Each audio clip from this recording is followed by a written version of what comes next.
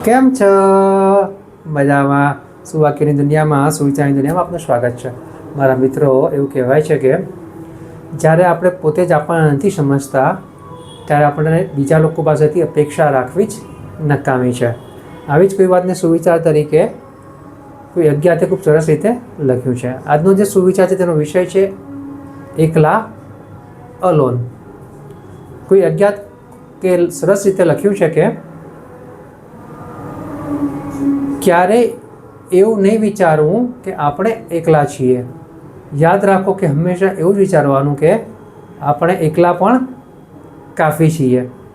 પણ મિત્રો, વાત ખૂબ જ સીધી છે, ખૂબ જ સરળ છે, એટલી જ મહત્ત્વની છે. અહીંયા જે વાત છે તે નિડરતાની છે, બહાદુરીની છે અને પોતાના આત્મવિશ્વાસની છે, સાથે સાથે એકલા હોવાના ગુણની પણ છે. મારા મિત્રો, જ્યારે આપણે કોઈ સારી શરૂઆત કરવાનું વિચારતા હોઈએ છીએ, તેની ઉપર કાર્ય કરીએ છીએ, સારો અને સાચો રસ્તો અપનાવીને આગળ વધીએ છીએ, ત્યારે આપણા શરૂઆતમાં એમ જ લાગે છે ભાઈ હું એકલો જ છું, અને એવું હોય છે પણ ખરું.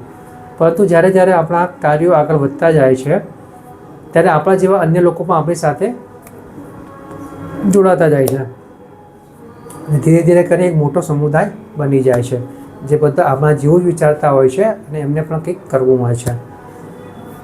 અને જ્યારે આપણે સારા અને સાચા રસ્તા ઉપર ચાલીએ છીએ, સારું અને સાચું કરવાનો પ્રયાસ કરીએ છીએ, ટૂંકા અને ખોટા રસ્તાનો ઉપયોગ નથી કરતા, ત્યારે આપણાનો અંદરનો જે આત્મવિશ્વાસ છે તે વધે છે.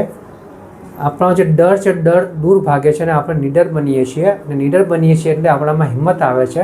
અને હિંમત આવે છે એટલે આપણે કંઈ પણ સારું અને સાચું કરવા માટે હંમેશા તૈયાર રહીએ છીએ.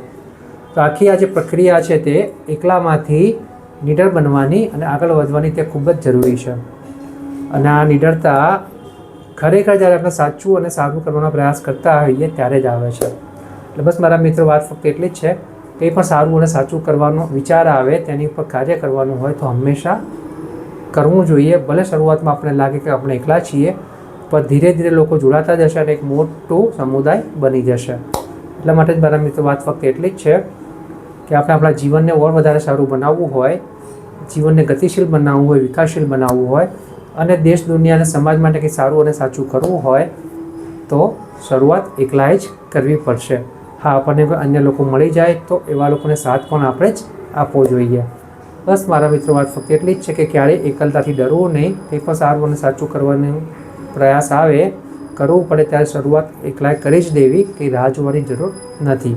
એટલા માટે જ કહેવાયું છે કે ક્યારેય એવું નહીં વિચારવું કે આપણે એકલા જ છીએ, પરંતુ હંમેશા એવું વિચારવું કે આપણે એકલા પણ કાફી છીએ. Thank you.